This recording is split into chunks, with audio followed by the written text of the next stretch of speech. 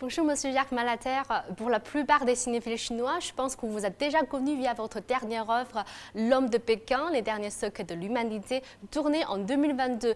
On en voit beaucoup d'articles sur ça même avant sa sortie. Donc qu'est-ce qui vous a inspiré le plus pendant vos recherches sur L'Homme de Pékin et pendant le tournage de ce documentaire? Alors ce film que j'ai tourné en 2022, L'Homme de Pékin, les derniers secrets de l'humanité, qui va être diffusé en Chine au cinéma et sur CCTV en 2024, à l'occasion du 60e anniversaire de la France qui a reconnu la République populaire de Chine et qui va donner l'occasion de nombreuses cérémonies et de festivités.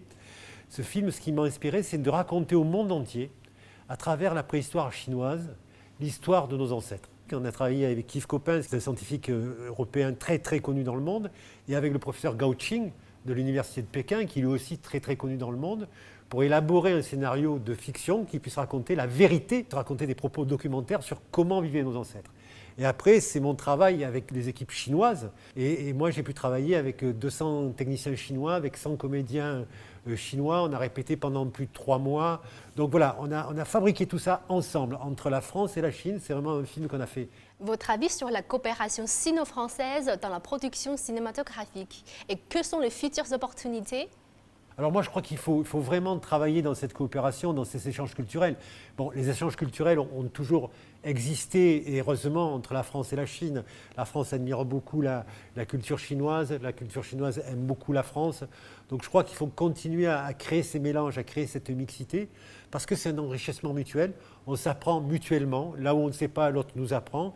Et finalement, on crée une nouvelle culture franco-chinoise pour raconter ces films-là qui peuvent aller toucher à la fois le peuple asiatique, mais à la fois les peuples occidentaux et pourquoi pas les peuples africains. Donc oui, continuons à unir nos forces pour travailler sur des sujets comme ça qui sont finalement porteurs des valeurs que défend la Chine d'aujourd'hui, des valeurs d'écologie, des valeurs de paix et des valeurs d'humanité. Ce film-là est tout à fait l'exemple type pour transmettre ces valeurs-là au reste de la planète. Et quels sont les films qui vous ont fait remarquer dans cette première édition du prix Panda d'Or? Alors déjà, moi, ce qui m'a impressionné, c'est que pour un premier festival, c'est très réussi. C'est très bien organisé, le choix des films est très varié. D'abord, il y a un échange culturel, il y a des documentaires venant du monde entier.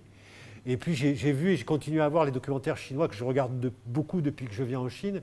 Et je trouve que le niveau est excellent. Je m'en suis aperçu avec les techniciens avec qui j'ai travaillé. C'est un niveau d'excellence où ils m'ont beaucoup apporté et certainement beaucoup appris aussi. Donc ça a été un échange.